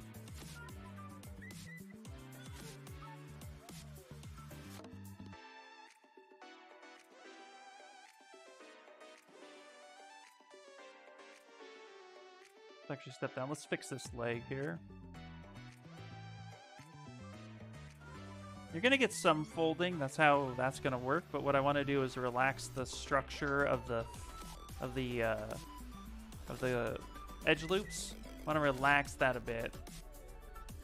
So when I step back up, it'll feel a little bit more natural when I start building up this area and that area.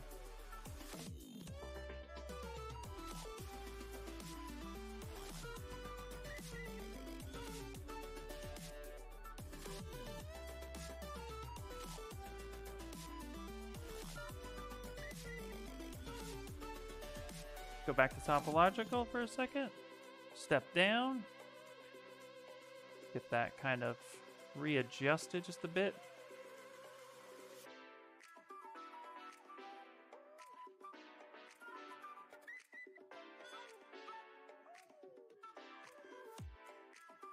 There we go. Really, at this point, I'm just kind of seeing what works, troubleshooting it just a little bit, playing around with the shapes. I'm relying on my anatomy knowledge in this pose, but I'll probably stand in this pose just to and kind of see how that's working. And I highly recommend that, especially if you're new to posing or you're like struggling with a certain pose. Just stand in that pose, because you'll be surprised how much you'll learn from just that ability. There we go.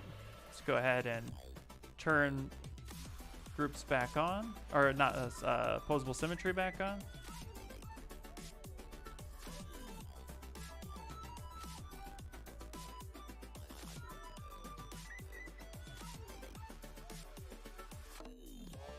So I'm not fully relying on posable symmetry because some parts just don't work for it, but it's allowing me to do a lot quickly.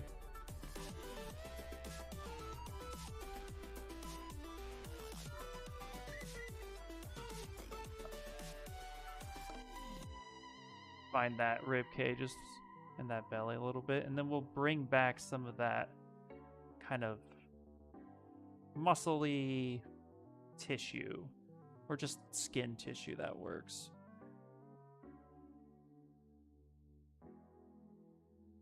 Doesn't look like we just pulled his belly out. What's interesting too is actually the creature's natural design. He's fairly thin. He's not super ripped. But I want to kind of like find a good medium level between muscly but also gory. And we'll be doing saliva and stuff. So next week I'll continue this too, because there's not enough time in the stream to hit everything I want. But we'll get to a point where I want to add some saliva and stuff, and I'll show you how I do that next week.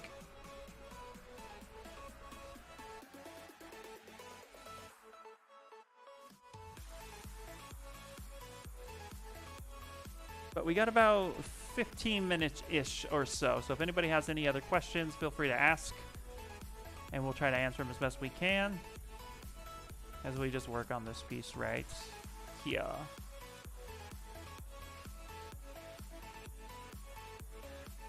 So this area, this is where posable symmetry wouldn't really work, because obviously that part's not exposed there, so it makes no sense to sculpt there.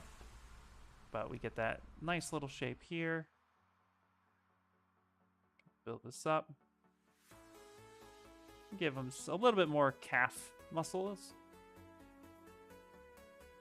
And then here what's really cool is I can come in here, kind of build this calf up a little bit more.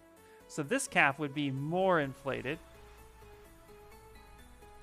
and this calf would be less, or flexed, more flexed, and this one would be less flexed. That's where asymmetrical stuff comes in.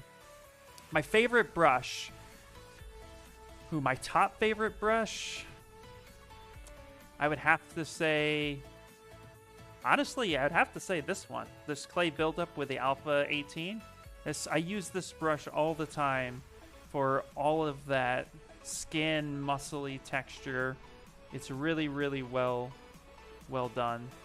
That's relying on the that's also relying on the natural clay buildup function. But my second favorite brush is clay, because I help give more fatty texture and that kind of squish factor with this brush here. So with the combination between the two, clay buildup and clay, yeah, those would be my favorite ones.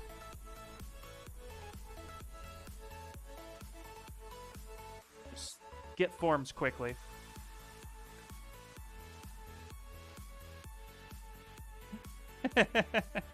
Thank you. Oh yeah, no, there we go. We're gonna be doing it. Next week is Saliva Week. It's a little bit of a process, but it uses cloth dynamics, and I think you guys will enjoy it.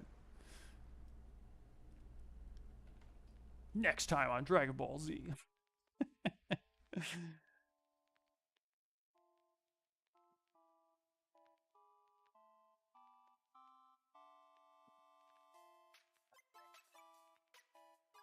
Glad we got the pose in. And I'm like stopping myself from trying to go too far too much. I'm just trying to get that final anatomy look that I want. And he's almost kind of broken a little bit here. So we're still not even technically detailing. We're now just fixing that anatomy.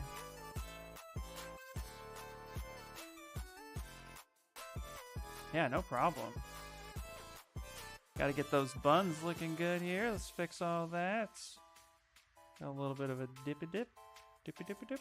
Durker durker durker. There we go.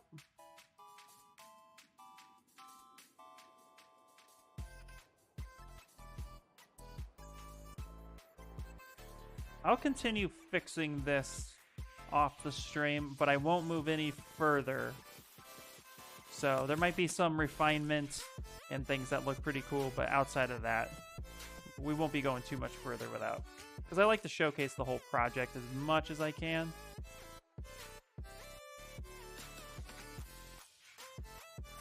A beautiful posable symmetry.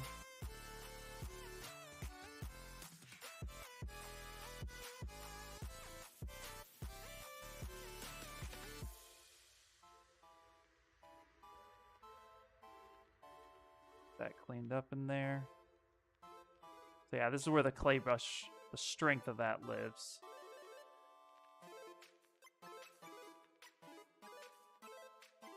I have some reference, but I'm actually kind of freestyling it at this moment in time. The reference I have actually is from the movie, but I'm not replicating the movie's reference. And then what's really cool is this is actually a sculpt that was done for the movie. I have some other like concept art and stuff as well. And then this was in the first season. I said movie, the show. The first season. Them fitting it up. And all of this I found on Google. Look at this. I'm gonna check this out. So here's them behind the scenes. Anybody notice the red wax right there? I love that. When I saw this photo, I'm like, yep, there's the ZBrush sculpt as they're making it life-size. So I thought that was pretty cool. But yeah, I just have that off over there. I always have some sort of reference. I try not to look at other people's renditions of it. I try to only use,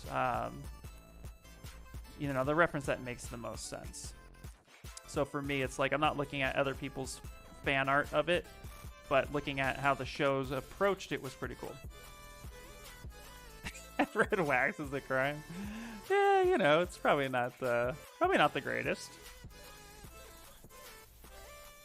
There we go. Okay, we're gonna need to pose his hands, which I'll do off stream because there's just not enough time to do that today. But right now his hands seem very weak, so the pose feels very weak. But I do like removing his hands. I do like everything else. If we take a look at the silhouette, which is what I want to do, so let's actually go here to outline thin. If we look at the silhouette's actually looking pretty cool. So we have some pretty neat shapes. Probably still needs a little bit of refinement, but we can tell what's happening here, which is nice. So we can even go to, if you want to have like a true, oh no, it doesn't display black. Let's see. But you get the point. So yeah, let's go back here. that outline thin is my favorite. So that's that's looking pretty nice. We'll give it some love though. Yeah, not a problem. Okay, can somebody explain what is with the red wax when it is appropriate? Okay, so the red wax. The red wax is just kind of like, it's what ZBrush starts with. When you first download ZBrush, this is the red wax. And it's just so hard to work with. But it's the default setting. A lot of people don't like it. But what's neat about the red wax is that it showcases detail. But the color is jarring for a lot of people and makes it hard. But what a lot of people do is they go up to material and then they start adjusting some of the colors. So you could actually come in and actually bump up the saturation, adjust the intensity. You can definitely play with this. And people have made a lot of materials based on this. You can take, you know, this, you have this image right here, this texture image, you can adjust that. So there's a lot of stuff you can end up doing to play with it. In fact, some people have created other materials like blue, like a blue version of it, which is a lot easier to work with. But again, like here, like just adjust the hue. Let's go like kind of bluish.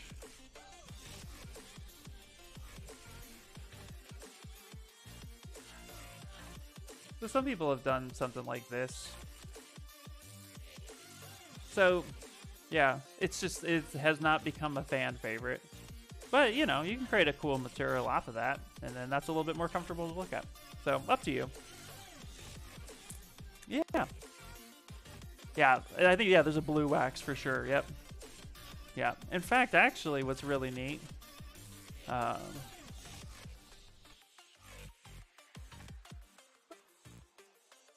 is that resources, matte caps, and there's tons and tons and tons of free materials. If you guys want to play around with matte caps that are all available, that's really, really fun. Here, let me drop a link real fast. If you guys wanted to download a bunch of free materials and try, there's a bunch. And then there's a blue one that everybody loves.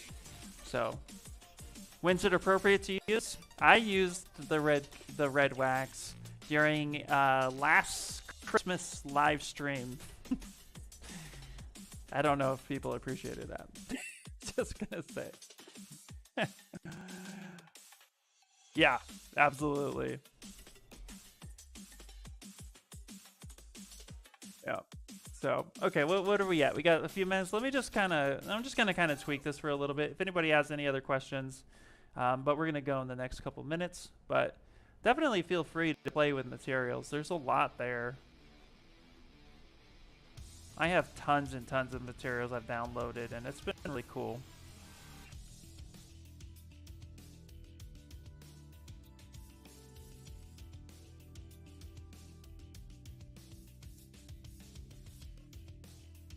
Feels a little bit better. Still gonna need some love, just a little bit.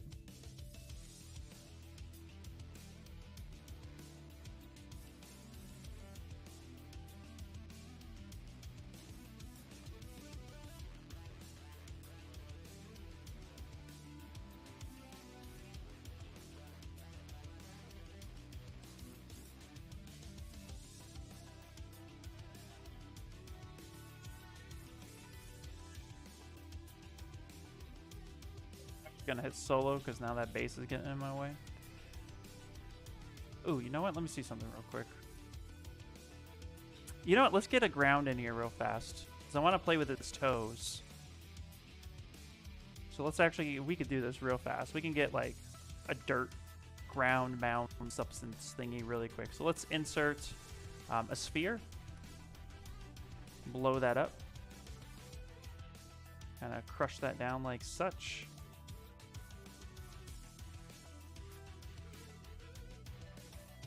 I don't know if I'm going to stick with this kind of big base, but for right now, this will work just fine. Let's go to Dynamesh.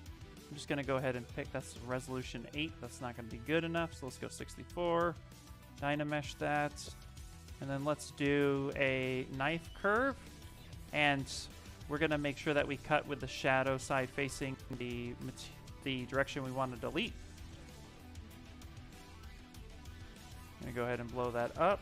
Now what's cool about knife curve is it actually rebuilds that geometry on the fly. So now we can actually kind of strengthen that up a little bit. Yeah, there we go. Now we're going to take the clay brush. I'm actually going to take spray. We're just going to quickly kind of ramp this up a little bit.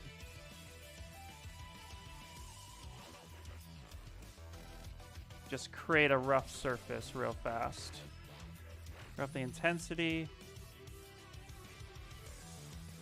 Rebuild that surface. Let's actually go a little bit higher. So let's go 128. We're doubling that. So that will hold a little bit more information for us. There we go. Rebuild. And then let's take the move brush. Start just kind of placing that. Building just a quick environment. Render feed pics. Yes. But now what we could do is we can, like, here, we can have this digging in a little bit. So that way we don't, now we can make this fit our statue. We don't have to always move the main character. We can move the environment too. You know, this spot right here actually can make puddles of liquid. So we could do something like that. We can, that actually might be pretty cool. And we might build some other stuff too. Maybe like, so a walkie-talkie we can build and put it in the scene. Or we can narrow the scene down and just have the Demogorgon. Because I do feel like actually that this is a little too big. So let's actually scale this down. Yeah, that's a little bit more appropriate. We never want the base to take over the main character or statue. If we do that, we risk basically kind of crippling the effect of our statue. So we want to make sure that whatever we build on the base, it doesn't take away from the character. If anything, it's only going to make the character better. So yeah, so now we can have him step in with some puddles of liquid. Probably some sort of like crazy goop. Right, so let's build it. We can build a channel with how that liquid is going to get out. And he's supernatural, so it doesn't really matter what kind of toxic waste it is because, well, it's probably created him in the first place. And then we got this. So let's actually mask that off and maybe stretch it down a little bit more and rebuild it. Kind of smooth this down just a bit. Then we have some environment we can play with. Actually, we did a pretty decent amount of work today. So I'm gonna go ahead and clean this up the rest of the way when I get some time, so that next week we can do saliva and skin texture details. Show you guys how to use the layer brush. I don't know if you guys have used the layer brush, but it's really, really cool because it just, look at this. You can get some pretty gnarly wounds and holes and gapes and gashes with that. So there's a lot that can be done there. So I'll finish cleaning this up just a smidget just to get that done. And then we'll be focusing on next week. It's more of the same at this point, just getting it looking pretty decent.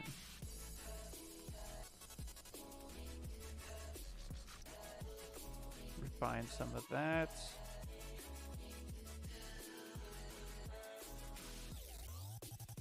Lock user and add blacklist. There we go.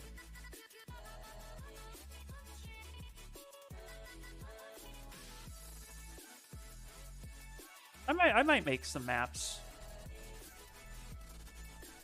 Because I'm thinking about rendering this in Redshift. So we might cover some maps.